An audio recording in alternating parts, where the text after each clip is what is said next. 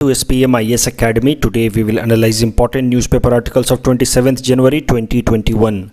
Please note you can download the PDF version of today's newspaper analysis by clicking the link given in the comment section. You can download the PDF version of December 2020 magazine from our website spmisacademy.com. You can also join our WhatsApp group through the link given in the description section for more study materials. This is the list of the topics that we'll be covering from today's newspaper. And the first article is taken from editorial segment. It talks about disinvestment and associated issues, and this topic is important from our syllabus paper 4 Indian economy point of view. सबसे पहले समझते हैं कि disinvestment होता क्या है। तो देखिए, आपको तो पता है कि यूनियन गवर्नमेंट भारत सरकार की कई सारी PSUs हैं, मतलब ऐसी कंपनियां जिनको आप सरकारी कंपनी कहते हैं।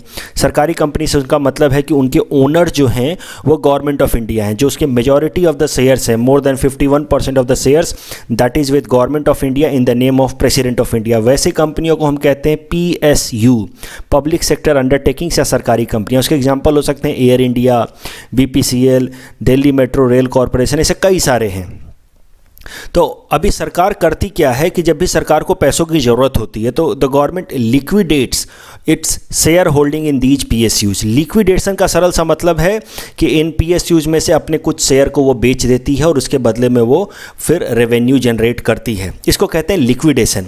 अब लिक्विडेशन दो तरीके के हो सकते हैं। देखिए, some liquidation will be known as disinvestment and others will known as privatisation. देखिए, अगर मान लीजिए कोई ऐसी सरकारी कंपनी है जिसके 100% शेयर्स भारत सरकार के पास हैं और भारत सरकार धीरे धीरे अपने शेयर्स को लिक्विडेट करना शुरू करे, मतलब बेचना शुरू करे, तो उसको हम कहेंगे डिसइन्वेस्टमेंट। तब तक जब तक कि majority of the shares Bharat सरकार के हाथों में, मान लीजिए 100% शेयर थे, 20% भारत सरकार ने बेच दिए, तो अभी भी 80% शेयर्स तो भारत सरकार के हाथ में ही हैं।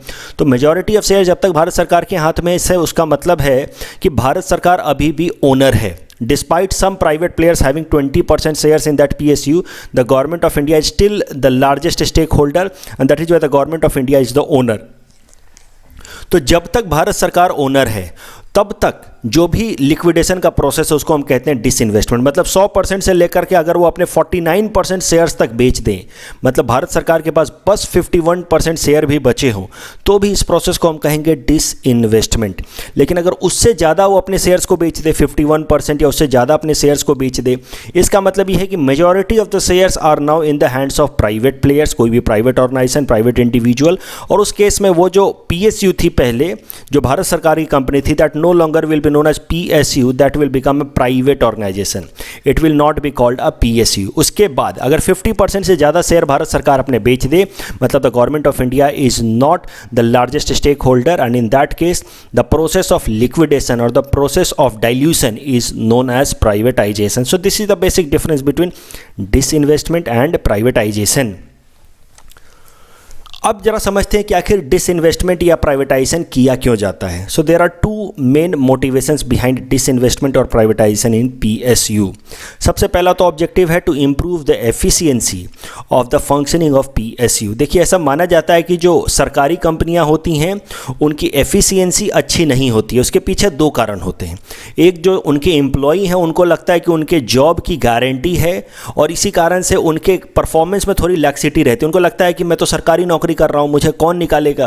तो 10 बजे के जगह पे 11 बजे 12 बजे ऑफिस आ रहे हैं, 4 बजे ही ऑफिस से चले जा रहे हैं। एक तो पहला इशू वो निकल के आता है कि there is laxity on the part of the employees of PSU। ऐसा इशू हिस्टोरिकली देखा गया है आफ्टर इंडिपेंडेंस। जो दूसरा इशू है कि जो भारत सरकार कई सारे ऐसे काम दे देती है PSU को जो कि इन जनरल कॉम्पिटिटिव मार्केट में उसको करना नहीं चाहिए।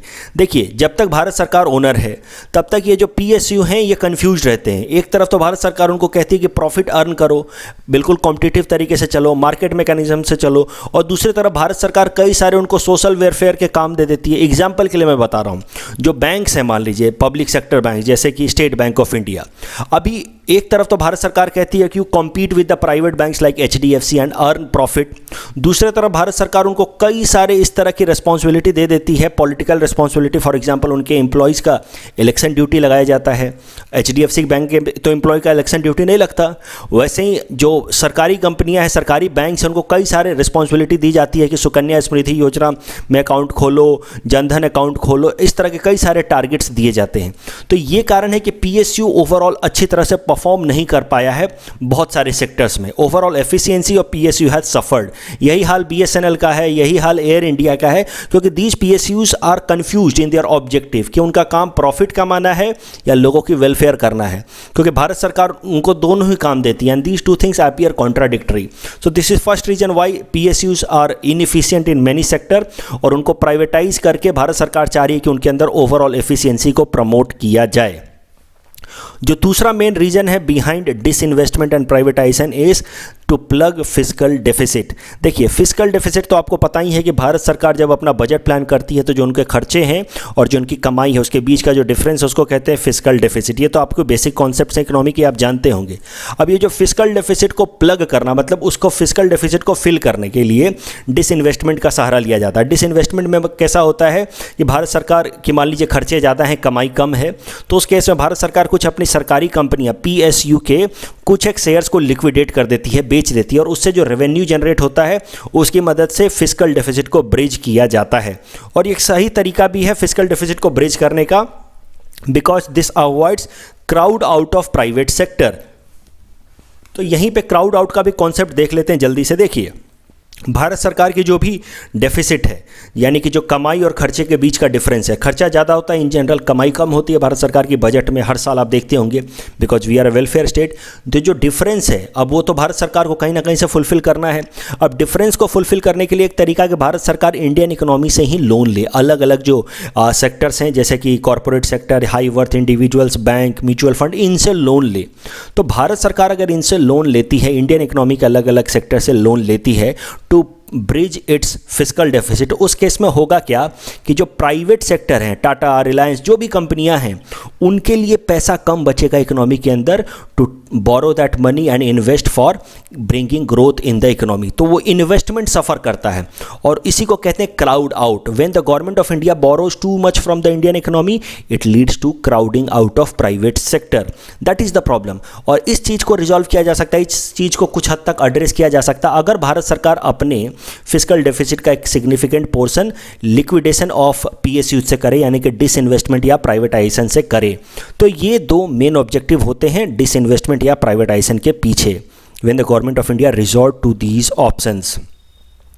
अब अगर देखिए तो डिसइन्वेस्टमेंट के टारगेट हर साल ही रखे गए हैं कुछ ना कुछ। जब भी बजट सरकार प्रेजेंट करती है, आप भारत सरकार करती है, अभी कुछ दिनों में बजट आने वाला है, आप देखेंगे कि भारत सरकार कुछ ना कुछ डिसइन्वेस्टमेंट टारगेट बताती है कि इस साल हम ये पीएसयू को बेचने का सोच रहे हैं और उससे इतना पैसा हम डिसइन्वेस्टमेंट के फॉर्म में लाने का सोच रहे हैं, प्लान कर रहे हैं। तो हर साल आप देखिए डिसइन्वेस्टमेंट के कुछ टारगेट होते हैं इस तरीके के, लेकिन आप इन जनरल देखेंगे तो डिसइन्वेस्टमेंट के टारगेट मीट नहीं हुए हैं कई सारे सालों में। अगर आप देखें तो एक्सेप्शनली 2009-10 में डिसइन्वेस्टमेंट काफ़ी ज़्यादा हुआ था, 384% हो गया था, मतलब जितना टारगेट रखा था उससे 3-4 गुना ज़्यादा कर दिया था। अदरवाइज किसी भी साल में आप देखिए 2017-18, 2018-19 में भी लगभग टारगेट पूरा हुआ था डिसइन्वेस्टमेंट का। लेकिन अगर पिछले साल की बात करें 2020-21 की, तो डिसइन्वेस्टमेंट का टारगेट बहुत लार्ज मार्जिन से मिस हुआ है। हमारा टारगेट था 2,10,000 करोड़ पैसा रेज करने का थ्रू डिसइन्वेस्टमेंट। जो पिछले साल सरकार ने बजट रखे थे उसमें कहा था उन्होंने कि 2,10,000 करोड़ वो रेज करेंगे थ्रू डिसइन्वेस्टमेंट, लेकिन एक्चुअल जो उन्होंने पैसा रेज किया है थ्रू डिसइन्वेस्टमेंट सोफा वो है समवेयर क्लोज टू 6,000 करोड़। तो ये जो टारगेट रखा था उसका बस 2.94% ही हम डिसइन्वेस्टमेंट कर पाए हैं। सो बुरी तरह से इस साल हमने डिसइन्वेस्टमेंट का टारगेट मिस किया है। तो जरा समझते हैं कि आखिर सरकारें टारगेट डिसइन्वेस्टमेंट का मिस क्यों कर जाती हैं। Why the government misses the target of disinvestment. इस चीज़ को समझने के लिए ब्रीफली हम समझ लेते हैं first of all the pros and cons of disinvestment and privatisation. देखिए, प्राइवेटाइजेशन या डिसइन्वेस्टमेंट के कुछ अपने फ़ायदे हैं, जैसा कि हमने डिस्कस किया कि पीएसयूज़ की एफिशिएंसी बढ़ जाती है। जब आपको पता होता है कि आप सरकारी नौकरी नहीं कर रहे हैं, आप प्राइवेट कंपनी में काम कर रहे हैं, तो आप और ज़्यादा एफिशिएंट तरीके से काम करते हैं, because that certainty of job somewhere is under question mark. उसके अलावा it helps in plugging fiscal deficit, ये तो हम देख ही चुके हैं।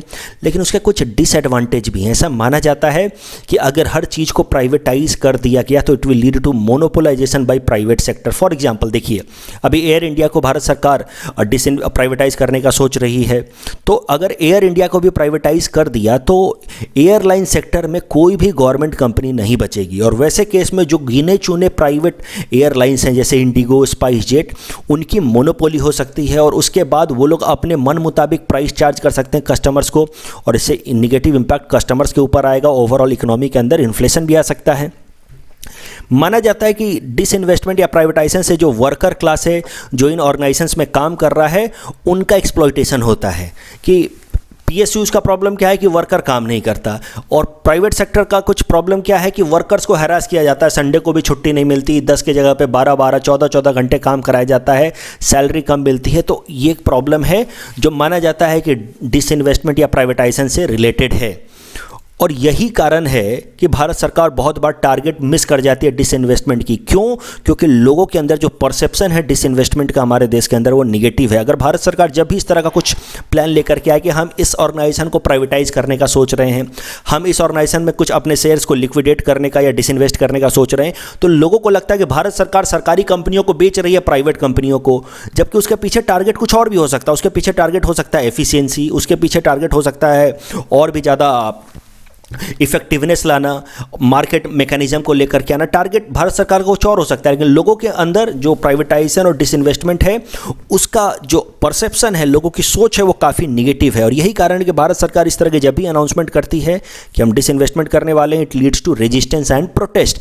इसके कई सारे एग्जाम्पल हैं। मैं आसाम से आपको इससे रिलेटेड एग्जाम्पल्स दूंगा ताकि आप इससे बेहतर रिलेट कर पाएँ, और एपीएस एग्जाम में आप इसको कोट करेंगे तो आपको बेहतर मार्क्स मिलेंगे। फॉर एग्जाम्पल, आपको पता होगा 2019 में भारत सरकार ने जब कहा कि वो बीपीसीएल के अपने शेयर्स को बेचेगी, तो बीपीसीएल लगभग हुआ क्या है कि बीपीसीएल के 61.65% शेयर जो हैं, बीपीसीएल भारत सरकार बेचने का उन्होंने प्लान किया 2019 में, और नुमालीगढ़ रिफाइनरी लिमिटेड के लगभग 61.65% शेयर्स बीपीसीएल के पास हैं। तो अगर बीपीसीएल प्राइवेटाइज हो जाती तो इसका मतलब automatically Numaligarh refinery limited privatise हो जाती। और इस कारण से जैसे ही ये न्यूज़ आया कि भारत सरकार बीपीसीएल को प्राइवेटाइज करने का सोच रही है, असम के अंदर कितना सारा प्रोटेस्ट होने लगा कि अब नुमालीगढ़ रिफाइनरी लिमिटेड भी प्राइवेटाइज हो जाएगा, भारत सरकार हमारे नुमालीगढ़ रिफाइनरी लिमिटेड को बेच रही है। नुमालीगढ़ रिफाइनरी लिमिटेड तो आपको पता ही होगा, इसका थोड़ा सा हिस्टोरिकल सिग्निफिकेंस भी है। It is related to Assam accord, Assam movement 1985, हम पहले भी देख चुके हमारे न्यूज़पेपर एनालिसिस में। तो उसके बाद इतना ज़्यादा प्रोटेस्ट हुआ आसाम के अंदर कि नुमालीगढ़ रिफाइनरी लिमिटेड को भारत सरकार बेच रही है क्योंकि बीपीसीएल प्राइवेटाइज हो रहा है। अंत में आसाम सरकार को प्रॉमिस करना पड़ा कि हम नुमालीगढ़ रिफाइनरी लिमिटेड को डायरेक्टली एक्वायर कर लेंगे, और अगर ये सेंट्रल पीएसयू नहीं रहा तो क्या हुआ, हम इसको स्टेट पीएसयू बना देंगे। और इस तरीके से वो प्राइवेटाइजेशन का प्रोसेस पूरा नहीं हो पाया, डिसइन्वेस्टमेंट का प्रोसेस हैम्पर हो गया क्योंकि बहुत ज़्यादा प्रोटेस्ट हो रहा था। अभी आप देखिए एपीडीसीएल का प्राइवेटाइजेशन इशू बहुत ज़्यादा न्यूज़ में था असम के अंदर। जैसे भारत सरकार इलेक्ट्रिसिटी अमेंडमेंट बिल लेकर के आई और उसमें उन्होंने प्रपोज किया कि जो state run private distribution company है, स्टेट डिस्कॉम्स, जैसे कि असम के अंदर Assam power distribution corporation limited, ये जो स्टेट के अंदर जो पावर डिस्ट्रीब्यूशन की कंपनियां, इनको प्राइवेटाइज कर दिया जाएगा क्योंकि एफिशिएंटली काम नहीं कर रहे, इनके ऊपर बहुत ज़्यादा लॉस हो चुका है, they are under the verge और they are on the verge of collapsing. ये सब इशूज़ को ध्यान रखते हुए भारत सरकार ने एक बिल रखा, ड्राफ्ट इलेक्ट्रिसिटी अमेंडमेंट बिल, और इसमें प्रपोज किया गया कि इस तरह की सारी स्टेट डिस्कॉम कंपनियों को हम लोग प्राइवेटाइज कर देंगे ताकि वो अपने आप एफिशिएंट हो जाए, मार्केट मैनेज्ड हो जाए और उनके ऊपर अनसस्टेनेबल तरीके से लोन हट जाए। लेकिन जैसे ही ये बिल रखा गया, असम के अंदर इतना सारा प्रोटेस्ट होने लगा, लोगों को लगता है कि भारत सरकार जो है वो सारी सरकारी कंपनियों को बेच करके पैसा खा जाएगी, ऐसा लगता है। लेकिन इसके पीछे बहुत सारे और भी ऑब्जेक्टिव होते हैं, फिस्कल डेफिसिट को मैनेज करना, क्राउड आउट को अवॉइड करना, एफिशिएंसी को प्रमोट करना, मार्केट मैकेनिज्म को लेकर के आना जो ज़्यादा एफिशिएंट तरीका है इकोनॉमी के अंदर। तो इन सारे प्रोटेस्ट के कारण भारत सरकार कुछ खास कर नहीं पाती और बहुत बार हमारे जो प्राइवेटाइजेशन के, डिसइन्वेस्टमेंट के टारगेट हैं वो मिस हो जाते हैं। अभी भी भारत सरकार का देखिए एक लॉन्ग टर्म प्लान है इसको नाम दिया है भारत सरकार ने big bang privatisation. It is a proposed plan of government of India कि हम लार्ज स्केल पे प्राइवेटाइजेशन करेंगे। और उसके लिए उन्होंने कहा है कि हम पहले तो पीएसयू को दो ग्रुप में बांटेंगे, strategic PSUs and non strategic PSUs. Strategic PSUs वो हो सकते हैं जिनका हमारे इकोनॉमी पे, हमारे देश के डिफेंस पे सीधा सीधा असर हो। They play strategic role, for example ports, space, defence, atomic energy, petroleum, banking. तो इन सबको मान लीजिए स्ट्रैटेजिक सेक्टर में रखा जाएगा। स्ट्रैटेजिक सेक्टर में 4 से ज़्यादा पीएसयू नहीं रखे जाएंगे। और दूसरा होगा non strategic sector. Non strategic sector, इनके अलावा बाकी तमाम सेक्टर नॉन स्ट्रैटेजिक होंगे, फॉर एग्जांपल पावर, स्टील। और नॉन स्ट्रैटेजिक सेक्टर में सारे के सारे कंपनियों को प्राइवेटाइज कर दिया जाएगा। ऐसा भारत सरकार का प्रपोज्ड प्लान है जिसको नाम उन्होंने दिया है बिग बैंग प्राइवेटाइजेशन। इसके पीछे ऑब्जेक्टिव वही है कि इफेक्टिवनेस बढ़ाया जाए, मार्केट मॉडल को ले आया जाए। लेकिन प्रॉब्लम तो आपको पता ही है कि जैसे ही इस डायरेक्शन में भारत सरकार चलेगी, प्रोटेस्ट होगा और लोग कहेंगे कि भारत सरकार जो है वो करप्ट है, वो सरकारी कंपनियों को बेच करके पैसा खा रही है, और इस तरीके से डिसइन्वेस्टमेंट का जो प्रोसेस है वो ठीक तरीके से इंप्लीमेंट नहीं हो पाता है। अब कुछ इस आर्टिकल से रिलेटेड एडिशनल इन्फॉर्मेशन देख लेते हैं। देखिए, there are 5 departments under finance ministry. पहली डिपार्टमेंट है डिपार्टमेंट ऑफ इकोनॉमिक अफेयर्स। इसका काम होता है बजट को प्रिपेयर करना। दूसरी डिपार्टमेंट है डिपार्टमेंट ऑफ एक्सपेंडिचर। उसका काम है भारत सरकार की तमाम जो खर्चे हैं उसको देखना, उसको मैनेज करना, उसको कहते हैं डिपार्टमेंट ऑफ एक्सपेंडिचर। तीसरा है डिपार्टमेंट ऑफ रेवेन्यू। इसका काम है भारत सरकार के जो भी कमाई के जरिए हैं उस पर सर्विलेंस रखना, जैसे जीएसटी से कितना पैसा आया, इनकम टैक्स से कितना पैसा आया। चौथा है डिपार्टमेंट ऑफ फाइनेंशियल सर्विसेज। इस डिपार्टमेंट का काम है कि जो भी भारत सरकार की फाइनेंशियल सर्विसेज हैं, जैसे पेंशन की सर्विस, क्रेडिट की सर्विस, जो भी भारत सरकार स्कीम्स चला रही है जैसे कि एमजी नरेगा वगैरह, उन सब में कितना पैसा खर्चा हुआ उन सब का ध्यान रखना। और पांचवा है department of public asset management, DIPAM. और डीपम का काम है डिसइन्वेस्टमेंट और प्राइवेटाइजेशन को मैनेज करना। और डीपम अपना काम नहीं कर पाता है बिकॉज ऑफ पीपल्स प्रोटेस्ट। इस टॉपिक के बेसिस पे हमने आपको ये प्रैक्टिस क्वेश्चन दे रखा है। You can attempt this question and you can submit the answer in the comment section. The next article is taken from international segment. It talks about World Economic Outlook report. This topic is important from our syllabus paper 3 global institutions point of view. सबसे पहले current news समझते हैं. तो देखिए, IMF ने अपनी world economic outlook 2020 report publish की है जिसमें उन्होंने कहा है कि ग्लोबल इकोनॉमी में rise by 5.5% in the next physical year. जो अगला फिजिकल ईयर है 2021-22, उसमें हमारी जो ग्लोबल इकोनॉमी है दैट में इंक्रीज और राइज बाई 5.5%. इस साल तो हमारी पूरी दुनिया की इकोनॉमी जो है श्रिंक कर गई 2020-2021 में, क्योंकि कोरोना और पैंडेमिक और उसके एसोसिएटेड लॉकडाउन था तो इकोनॉमिक एक्टिविटी सफ़र हुई. लेकिन अगले साल पूरी दुनिया की इकोनॉमी रिबाउंड करेगी और ओवरऑल वर्ल्ड इकोनॉमी का ग्रोथ रेट होगा समवेयर क्लोज टू 5.5%. और उसमें उन्होंने अलग अलग इकोनॉमीज़ को प्रोजेक्ट किया कि अलग अलग इकोनॉमी किस रेट से ग्रो करेगी. फॉर एग्जाम्पल उन्होंने कहा US will grow at 5.1% in 2021 and 2.5% इन 2022. और इसी तरीके से उन्होंने बताया कि India will grow at 11.5% in the physical year 2021 and it will grow at a rate of 6.8% in the physical year 2022. तो मतलब अगले साल हमारी इकोनॉमी का ग्रोथ रेट अच्छा खासा होने वाला है. और अगले साल यानी कि जो अभी साल शुरू हो रहा है हमारा फिजिकल ईयर 2021 वाला फ्रॉम 1 अप्रैल 2021, उस साल हम लोग अभी तक का अपना फास्टेस्ट ग्रोथ रेट अचीव करने वाले हैं अगर हम लोग IMF के इस प्रोजेक्शन को सही माने तो. और India will be one of the fastest growing economy in the major economies of the world. तो दुनिया की जो भी बड़ी इकोनॉमी है उसमें सबसे तेज रेट से इंडिया ग्रो करने वाला है. लगभग 11.5% की रफ्तार से हम ग्रो करने वाले हैं नेक्स्ट फिजिकल ईयर में. और अगर हम ये अचीव कर पाते हैं तो हमारा ये अभी तक का फास्टेस्ट ग्रोथ रेट होगा अभी तक का. तो थोड़ी सी हिस्ट्री भी देख लेते हैं. According to a report published by Ministry of Statistics and Program Implementation, India की जो सबसे ज़्यादा ग्रोथ रेट वाले साल रहे हैं वो थी 1988-89, जब इंडिया की इकोनॉमिक ग्रोथ रेट थी 10.2% under prime minister Rajiv Gandhi. उसके बाद जो दूसरे नंबर पे थी हमारी fastest growth rate that was registered in year 2006-07, उस साल हमारी ग्रोथ रेट थी 10.08% under prime minister Manmohan Singh. It is the highest since LPG reforms. तो LPG रिफॉर्म्स हमने 1991 में लाया था. उसके बाद से 2006-07 में हमारी ग्रोथ रेट फास्टेस्ट रही थी.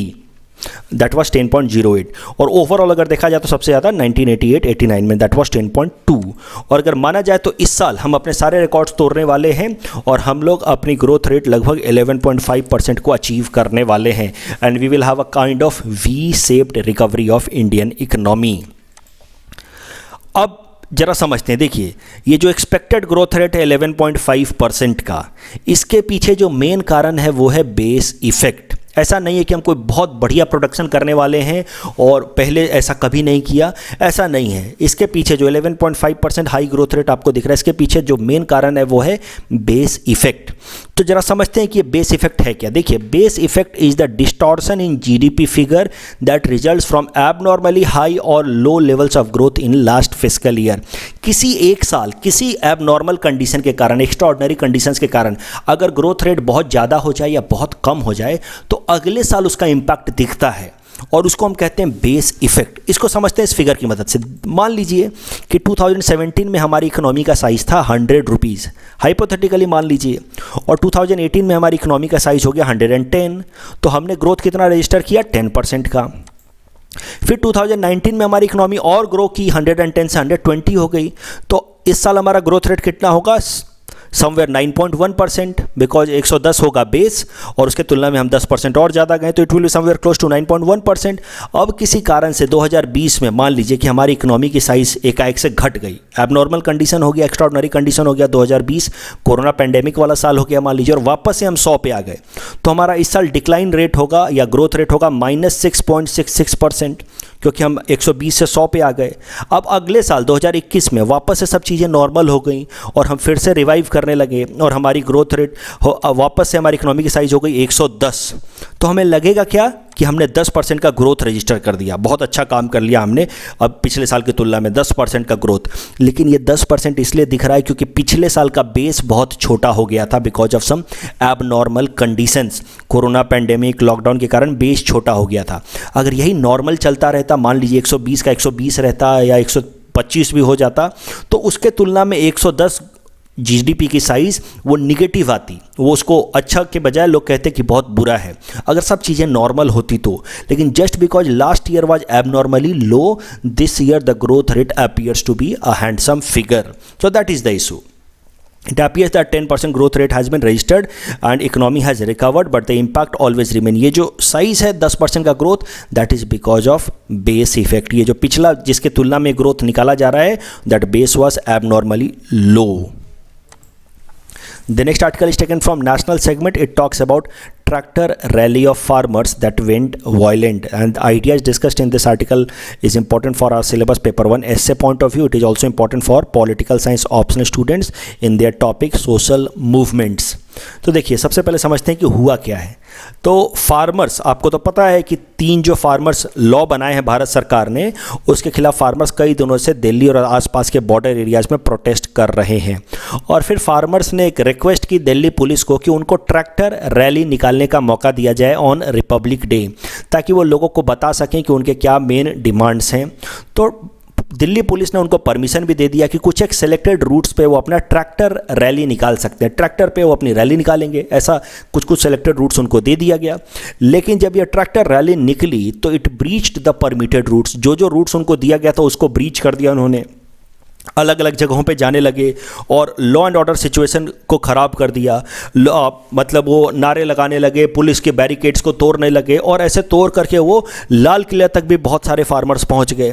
कुछ एक फार्मर्स यहाँ तक भी पहुँच गए, लाल किले को थ्रॉन्ग कर दिया उन्होंने। लाल किले के अंदर वैंडलाइजेशन का भी न्यूज़ आ रहा है कि अंदर की प्रॉपर्टी को तोड़ फोड़ किया है। कुछ लोग तो इस पर चढ़ के, लाल किले के पिलर्स पर चढ़ के उन्होंने अलग से अपना झंडा फहरा दिया, पैरेलली विथ और ट्राई कलर, हमारे तिरंगे के पैरेलली उन्होंने अपना झंडा भी फहरा दिया। तो ये सारी चीज़ें जो हैं, that is a kind of blemish, it's a kind of very bad precedence set by this movement. हमारे रिपब्लिक के लिए, हमारे ओवरऑल डेमोक्रेटिक प्रोसेस के लिए ये काफ़ी ख़राब चैप्टर की तरह देखा जाएगा। तो अब ज़रा समझते हैं, ये तो आपको भी पता होगा, कल की ये सबसे बड़ी न्यूज़ थी तो आपने भी सुना ही होगा। लेकिन अब ज़रा देखते हैं कि इस डेवलपमेंट का हम अपने आंसर में कैसे इस्तेमाल कर सकते हैं, कहाँ कहाँ पे इस्तेमाल कर सकते हैं वो देखते हैं। How to use this event in our answer writing. देखिए, अगर कभी कोई सवाल आ जाए सोशल या पब्लिक मूवमेंट पे, इस पे ऐसे आ सकता है, या पॉलिटिकल साइंस ऑप्शनल स्टूडेंट्स के लिए तो डायरेक्टली ये टॉपिक आपके सिलेबस में है। तो अगर सोशल या पब्लिक मूवमेंट पे सवाल आ जाए तो आप लिखेंगे कि social movements are important part of democratic political system. Social movement एक तरीका होता है सरकार को बताने का कि हमारी क्या डिमांड्स हैं, हमारी क्या ज़रूरतें हैं। सोशल मूवमेंट्स अलग अलग तरीके के होते हैं। पहले बिजनेस कम्युनिटी के मूवमेंट्स हो सकते हैं, दलित कम्युनिटी के मूवमेंट्स हो सकते हैं, अलग अलग तरीके के मूवमेंट्स होते हैं। उन सब मूवमेंट्स का एक मेन ऑब्जेक्टिव होता है कि सरकार को बताना कि हमारी क्या ज़रूरतें हैं, to acknowledge the government about social and political needs of a particular community. लेकिन सोशल मूवमेंट सक्सेसफुल होने के लिए कुछ बेसिक इंग्रेडिएंट्स चाहिए, जैसे कि the social movement must be properly organised, the demands must be put in a very crystallised manner कि हमारी ये डिमांड्स हैं। और फार्मर मूवमेंट में ये सारी चीज़ें फुलफ़िल हो रही थी, बहुत सही तरीके से ऑर्गेनाइज था। लोग अपने लगा करके शेल्टर होम्स लगा करके वहाँ पे आराम से खाना बना रहे थे। काफ़ी टाइम से वो लोग काफ़ी पीसफुल तरीके से प्रोटेस्ट कर रहे थे। अपनी डिमांड्स भी उन्होंने काफ़ी साफ रख दी कि हमें 3 ये जो फार्मर बिल हैं उसको रिवोक कराना है और MSP को लीगल बैकिंग दिलानी है। तो काफ़ी क्रिस्टलाइज तरीके से उन्होंने अपनी डिमांड भी रखी।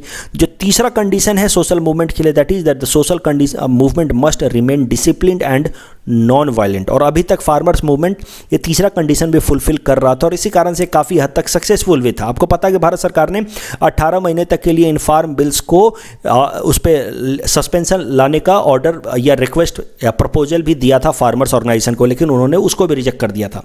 तो मोर और लेस ये जो मूवमेंट था फार्मर्स मूवमेंट, ये बहुत सक्सेसफुल था अभी तक।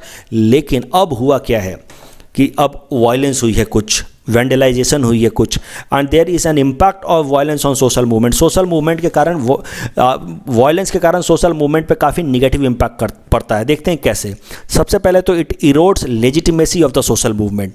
वो अब सोशल मूवमेंट ना रख करके वो इंसर्जेंट मूवमेंट की तरह दिखने लगता है, वायलेंट मूवमेंट की तरह दिखने लगता है और उसकी लेजिटिमेसी खत्म हो जाती है। और दूसरा, authorities can now easily suppress such movements in the name of law and order. Authorities देखिए, जो पुलिस है, प्रशासन है, उससे ज़्यादा पावर तो किसी के पास नहीं है। ऑर्गेनाइज तरीके से पावर है, लेजिटिमेसी है, और अब उनको खुली छूट मिल जाती है इस तरह के मूवमेंट्स को सप्रेस करने के लिए।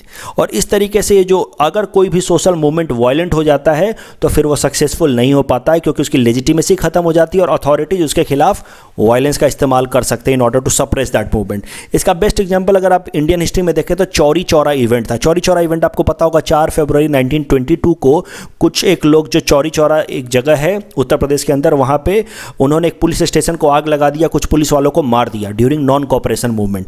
और बस एक इंसिडेंट के कारण महात्मा गांधी ने पूरा का पूरा नॉन कोऑपरेशन मूवमेंट विड्रॉ कर लिया, क्योंकि महात्मा गांधी को अब समझ आ गया था कि अब इस चौरी चौरा इवेंट के बाद ये मूवमेंट, नॉन कोऑपरेशन मूवमेंट जो अभी तक इतना सक्सेसफुल था, ब्रिटिश सरकार बैकफुट पे थी, लेकिन अब ये मूवमेंट सक्सेसफुल नहीं हो पाएगा क्योंकि अब इसमें वायलेंस आ गया है। और अब वायलेंस के बाद ब्रिटिश सरकार एट्रोसिटीज़ लेकर के आएगी, वो लोगों को हरास करेगी, क्योंकि अब उनको भी मौका मिल गया है, उनको भी छूट मिल गई है। और ये जो मूवमेंट है उसकी लेजिटिमेसी खत्म हो गई है कि ये पीसफुल नॉन वायलेंट मूवमेंट है।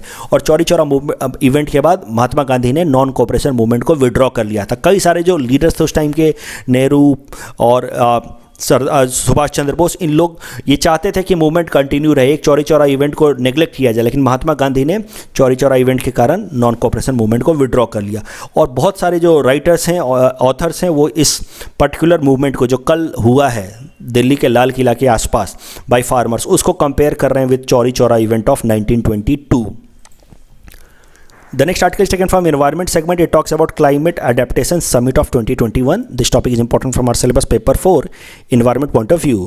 So सबसे पहले करंट न्यूज़ समझते हैं। तो देखिए, नीदरलैंड की सरकार ने एक virtual online climate adaptation summit कराया है 2021 का। इसका समिट का ऑब्जेक्टिव था कि जो हमारे छोटे छोटे फार्मर्स हैं, स्मॉल लैंड होल्डर फार्मर्स हैं, उनको स्किल किया जाए, उनको टेक्नोलॉजिकली डेवलप किया जाए ताकि वो सस्टेनेबल एग्रीकल्चरल प्रैक्टिसेस कर पाएँ, जिसका हमारे इन्वायरमेंट पे कम से कम नेगेटिव इम्पैक्ट हो। देखिए, फार्मिंग से भी क्लाइमेट चेंज पे इम्पैक्ट आता है। फॉर एग्जांपल, जब हम पैडी की सोइंग करते हैं तो खेतों में पानी भर दिया जाता है। उस खेतों में पानी भरने से होता क्या है कि कुछ हद तक ग्रीन हाउस गैसेज रिलीज होते हैं उसमें से, खासकर मीथेन गैस उस प्रोसेस में रिलीज होता है। मीथेन गैस कैसा होता है, कुछ बैक्टीरिया जब वो एनएरोबिक ऑक्सीडेशन करते हैं, एनएरोबिक रेस्पिरेशन करते हैं, तो उस प्रोसेस में वो मीथेन रिलीज करते हैं। और चूंकि एयर होता नहीं है सरफेस के ऊपर, क्योंकि सरफेस के ऊपर पानी भरा हुआ होता है, तो वो बैक्टीरियाज एनएरोबिक रेस्पिरेशन करके मीथेन को रिलीज करते हैं। तो इस तरह के कई सारे एग्रीकल्चरल प्रैक्टिसेस भी हैं जिससे ग्रीन हाउस गैसेज रिलीज होता है, जिससे क्लाइमेट चेंज पे इम्पैक्ट पड़ता है। और इस समिट का पर्पस ही था कि हमारे जो फार्मर्स है, खासकर जो छोटे छोटे फार्मर्स, उनको ग्रीन हाउस गैसेज और क्लाइमेट चेंज के बारे में समझाया जाए और उनको स्किल डेवलप किया जाए उनकी, ताकि वो क्लाइमेट चेंज में पॉजिटिव तरीके से इंटरैक्ट कर पाए rather than leading to climate change. अब जरा देखते हैं ये जो समिट थी उसमें प्राइम मिनिस्टर मोदी ने भी हिस्सा लिया और उन्होंने क्या क्या बातें कही हैं। जो भी बातें उन्होंने कही इसमें से कुछ एक पॉइंट्स अगर आप याद कर लें, इसको अपने आंसर राइटिंग में इस्तेमाल कर सकते हैं। It will help you in fetching better marks. For example, prime minister Modi ने कहा कि we are targeting to have a 450 gigawatt of renewable energy capacity by 2030।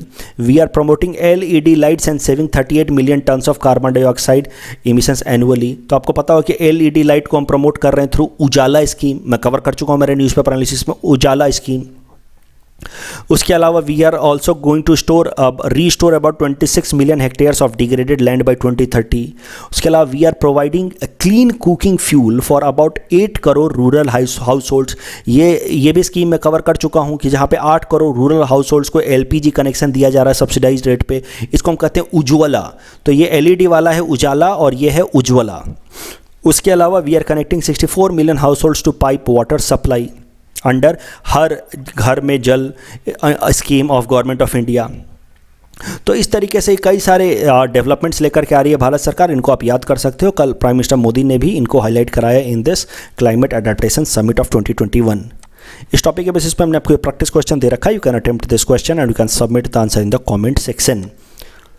Assam segment से आज हम कोई भी स्पेसिफिक टॉपिक कवर नहीं करेंगे। रीज़न बीइंग कि आज असम ट्रिब्यून न्यूज़पेपर पब्लिश नहीं हुआ, क्योंकि कल रिपब्लिक डे होने के कारण उनका ऑफिस बंद था। तो आज असम ट्रिब्यून न्यूज़पेपर पब्लिश नहीं हुआ है। In our segment, most probable PD topics for upcoming APSC, today we'll cover topic number 366 to 368. Topic number 368 is about Public Affairs Index. It is released by Public Affairs Center, which is a non-profit organization. And इसमें जो भी हमारे देश की states हैं उनको ranking दी जाती है on the basis of their sustainable development. Public affair index 2020 में लार्ज कैटेगरी ऑफ स्टेट्स में सबसे ऊपर था केरला, तमिलनाडु, फिर आंध्र प्रदेश, और बॉटम्स में था सस्टेनेबल डेवलपमेंट पे Uttar Pradesh, Orissa, Bihar in large category. Small category में गोवा सबसे ऊपर था, जबकि खराब परफॉर्मेंस में मणिपुर, दिल्ली और उत्तराखंड थे। आसाम का अगर ओवरऑल परफॉर्मेंस देखा जाए तो रैंक थी 15। इस टॉपिक के बेसिस पे हमने आपको ये प्रैक्टिस क्वेश्चन दे रखा है। You can attempt this question and you can submit the answer in the comment section. Topic number 367 is about mission Sagar. It was an initiative taken by government of India to support littoral countries of Indian Ocean during कोविड-19 pandemic. Mission Sagar का जो पहला part था that was taken in the month of May and June 2020, जिसमें Indian Navy reach to Maldives, Mauritius, सेचिल्स, Madagascar and Comoros and provided food aid and medicine. Mission Sagar 2.0 was launched by Indian naval ship Airawat, which delivered food aid to Sudan, South Sudan, Djibouti and Eritrea. Please attempt this question based on topic number 367. Topic number 368 is about Purchasing Managers Index. It is a survey-based measures that ask the respondents about their change in perception about the key business variables compared to the previous month. It is calculated separately for both manufacturing and services sector. PMI is a number between 0 to 100. PMI above 50 represents expansion, whereas below 50 represents contraction. 50 it means no change. PMI is published by a private organization IHS Markit India. Please attempt this question based on topic number 368. This is the answer of question number 363 to 365 that we had given in yesterday's newspaper analysis. Today's question can be attempted by students and you can submit the answer in the comment section. We will be sharing answer of these questions in tomorrow's newspaper analysis. कल जो हमने practice question दिया था उसका answer देख लेते हैं। Bodofa day is celebrated in memory of option D Shri Upendranath Brahma. And which of the following regions of India has combination of mangroves, evergreen and deciduous forest. Again answer will be option D Andaman and Nicobar island. This question was asked in UPSC prelims 2015, so it is expected that it may directly come in your APSC prelims exam. That's all from our side for today. Thanks for watching.